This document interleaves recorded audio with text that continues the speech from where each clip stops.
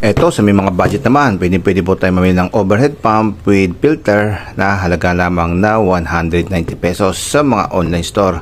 At ito nga pala ang DDC Aqua. So ito hindi po natin pinopromote to. Sinasabi lang po natin na marami po nabibili na ganito. At maghanap na lang po kayo dyan na naayon po sa gusto nyo. Lalo na po sa kanyang model. Kasi may mga model po na maliliit tulad ito. Ito, TF12 lang po to. Kasi ito po ay 12 watts lamang. Mayroong mga 15, may 20. So, depende po yan sa wattage.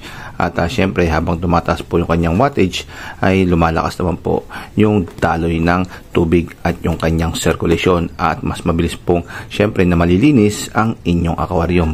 Pagkabili nyo po nito, ay huwag nyo basta-basta itatapon yung kahon. Dahil sa kahon po nakasulat, yung kanyang product features, installations position, yung kanyang parameters, at especially po yung kanyang precaution.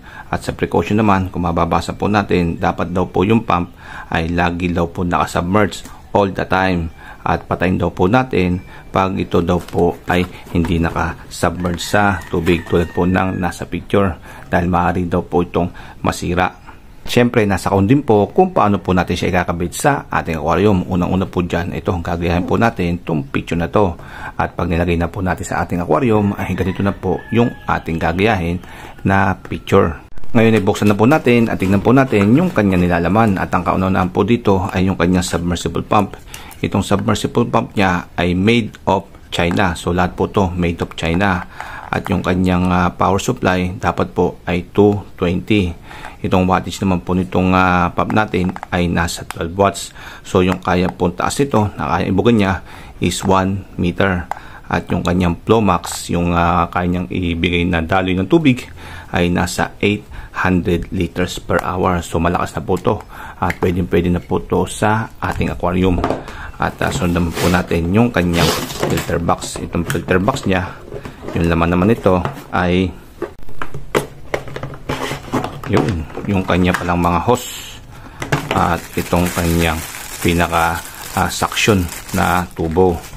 At ito, so wala po siyang kasamang filter element. Kaya ang gagawin po natin dito, tayo lang din po ay maghahanap ng mga foam na siya pong sasala ng dumi dito sa ating top box. So ito mga pare ko, ito po nilalaman ng ating binili. At asimbulin na po natin at gagayahin na po natin itong nasa picture.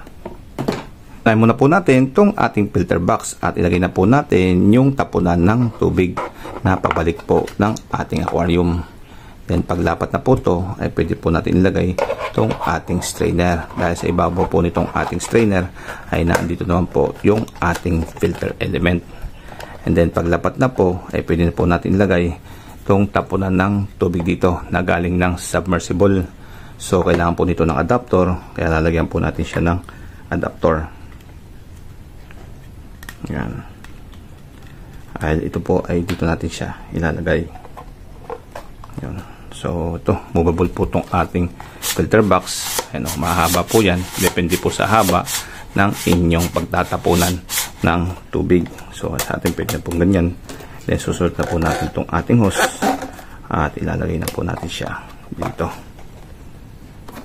Then sa ilalim naman po, dito na po kasi yung ating submersible. So ito sa submersible ay meron po siyang pandikit sa ating salamin. At kailangan po natin ilagay itong apat na to para po siya dumikit sa ating salamin. Pag nadikit na po siyang ganun, ay ilalagay na po natin ito o sa ibabaw niya.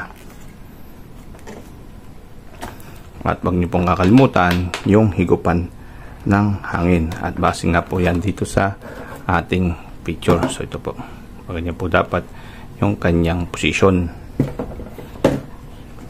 So dito yan. Then lastly, yung higupan po ng ating tubig at dito po natin siya ilalagay at meron po siyang tube para po dito. Itong ating tube ay nahahabaan po to at naiiklihan at depende po yan sa laki ng inyong aquarium.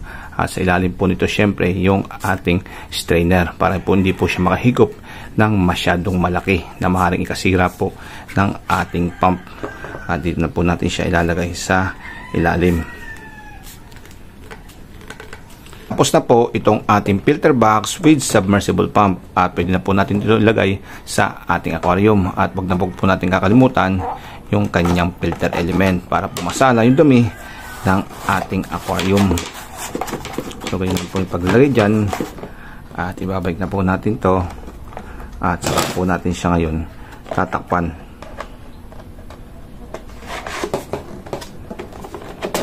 So tara mga pare ko at ilalagay ko na po to sa ating aquarium at kaparehas na kaparehas lang din po itong nasa picture.